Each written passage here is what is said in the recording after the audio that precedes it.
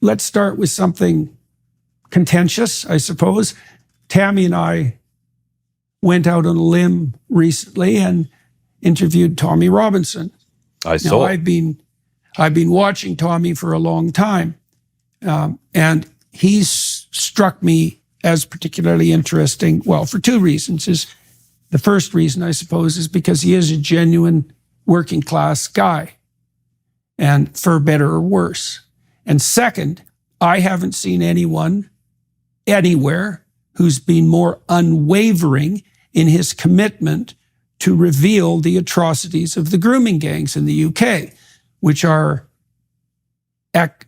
organized patterns of activity that are very pervasive, that are so terrible that it's almost impossible to talk about them without sounding like a conspiracy theorist.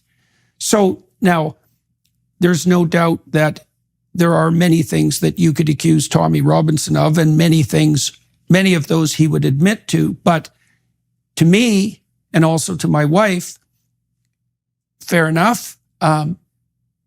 But the fact that he's pointed his finger at something that seriously needs to be attended to and has paid a major price for it is also not ignorable. It's like, do we expect someone who's brave enough to do that to also be perfect in every regard? That's asking a bit much, given that there's many people who, in principle, have moral characters much more unsullied than Tommy Robinson, who are cowering in silence constantly in the face of this absolute brutal atrocity.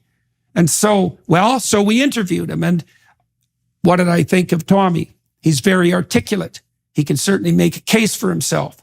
And then I thought it was up to the audience to listen and to make their own judgment. Now, that was before the recent march that Robinson and his crew organized in London, which, in my estimation, I'm interested in your perspective, went as peacefully and well as the protests in Ottawa, which it was modeled after.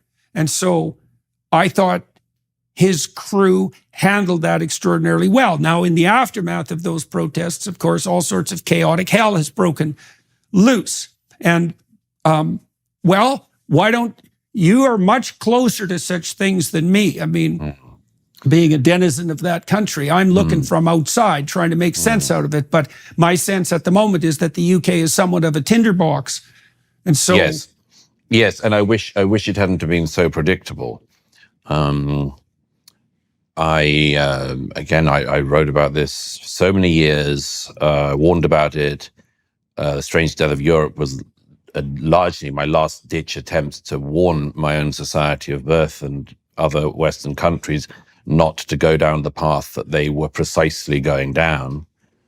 And as a former government minister said in the Times a couple of days ago, the thing about my predictions on that was that I made them not with any glee, but in a spirit of deep lamentation about what was about to happen to my society. And as I see it,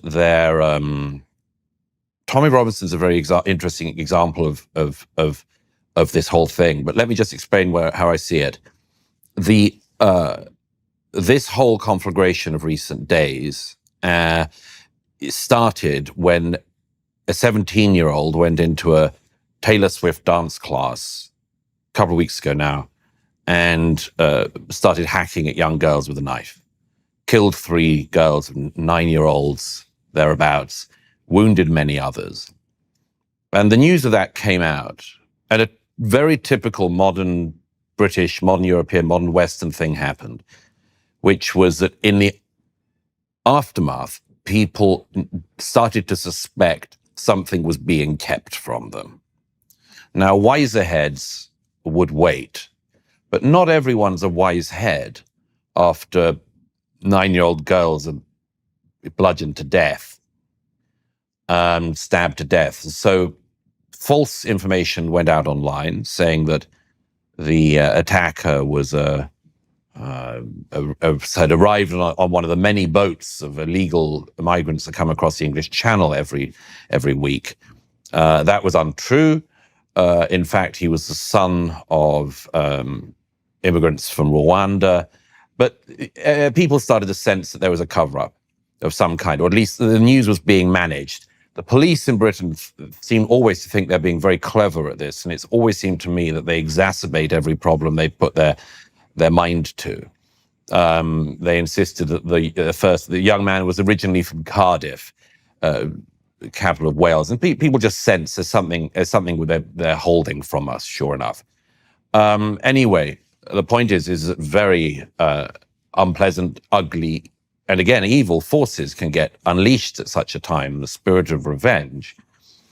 And some protests started peacefully at first, then some violent. A mosque was targeted nearby, and then violence started to spread out to other towns. Then Muslim communities started to arm up, in some cases literally, with people turning up with knives to defend their areas. This is all, and maybe it'll die down by the time this podcast has gone out, or maybe it'll get a lot worse. But the one thing you can say with absolute certainty is it's not going to go away, because all of this is the consequence of what I call the problem of primary and secondary problems.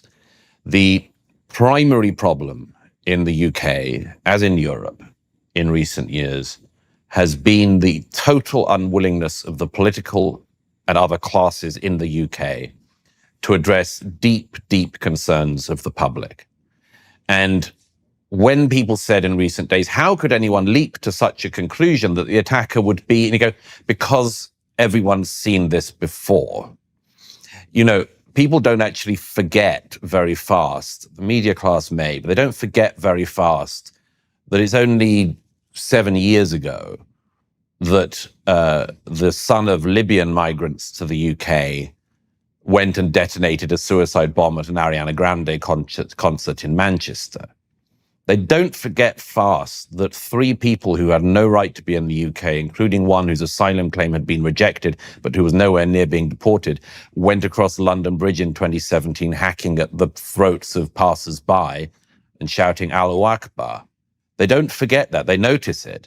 But the British government and others have had this very, very clear policy that they don't really know what to do to tackle that. They don't know what to do really to tackle the grooming gangs issue. There was another set of prosecutions the other day, and another case is coming to court in the coming weeks. You could say, well, they clearly do. They're using the law, but a lot of the public say, well, not fast enough, and not really. There's an awful lot of rapists still walking around with girls who are their victims in the same towns.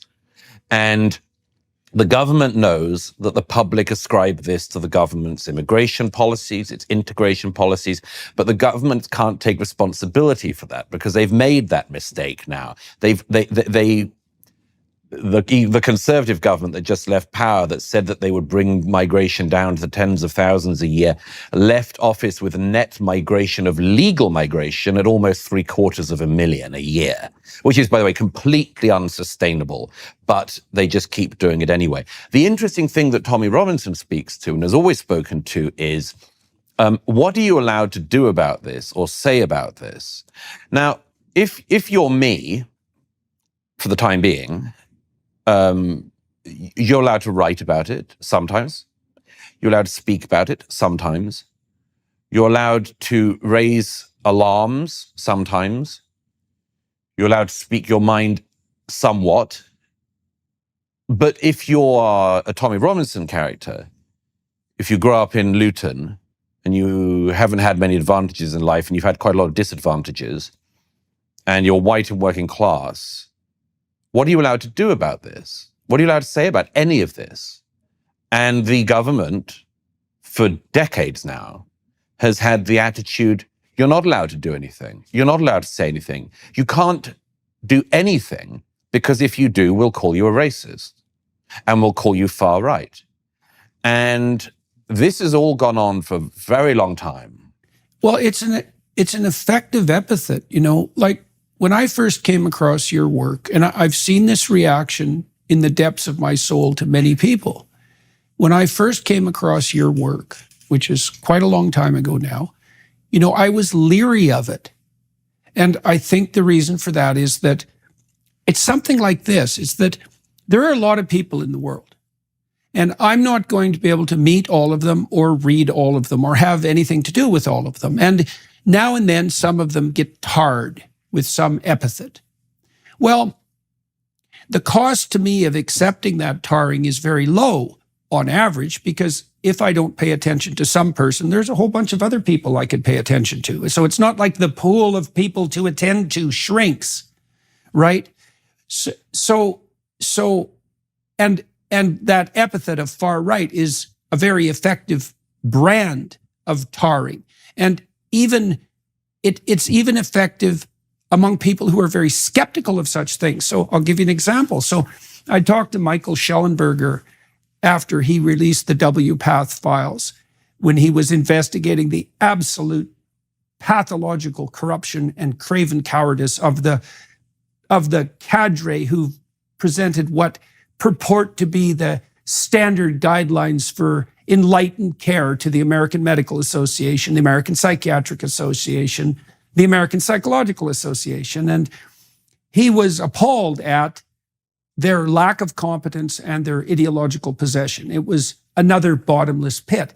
And I asked him how he became aware of this. And he said, well, one way was that he had listened to Abigail Shrier and I talk about it. I guess it was 2 years ago when Abigail first put out her book, Irreversible Damage. It was the first podcast I did after I'd been so ill, and I was terrified to do it because it was such a hot topic. And, Schellenberger himself said he listened to that podcast, but he really couldn't believe it. And that's another example of the effectiveness of that tarring. Yes. It's so easy to demolish someone's reputation. And it's especially easy to demolish a reputation for people who do not have, as it were, a backlog of published work. Yeah, right, I mean, exactly. it's relatively easy, but to weigh up someone's views and make an estimation of them if they have 7 books to their name, as I do, or thousands and thousands of articles. But it can't be the case that only book authors are allowed to say anything about the disintegration of their societies. It's not like you should only be left to people who write newspaper articles. Yeah, well, God, no, not that. Like maybe least of all. And but then you go to this question, which has come up in Canada in recent years and is very live now in Britain, which is what are people allowed to do? Now, obviously, by the way, and I'm aware, as you always are, of the deep desire of bad faith actors to seize anything I say in this discussion and misrepresent it. So let me do a very boring piece of throat clearing, if I may. The idea that people's response to any problems in their society should be to go out and commit acts of violence is obviously insane and wrong. What we're seeing on the streets of the British cities, though, raises this question, as I say, of if the public keep saying something to the politicians and the politicians keep not just ignoring them, but insulting them, what are they allowed to do, these people? These are populations that have every single election, like the rest of the British people, for 20 years, they have voted for less immigration and been told that they'd get it. And instead, it's just gone up.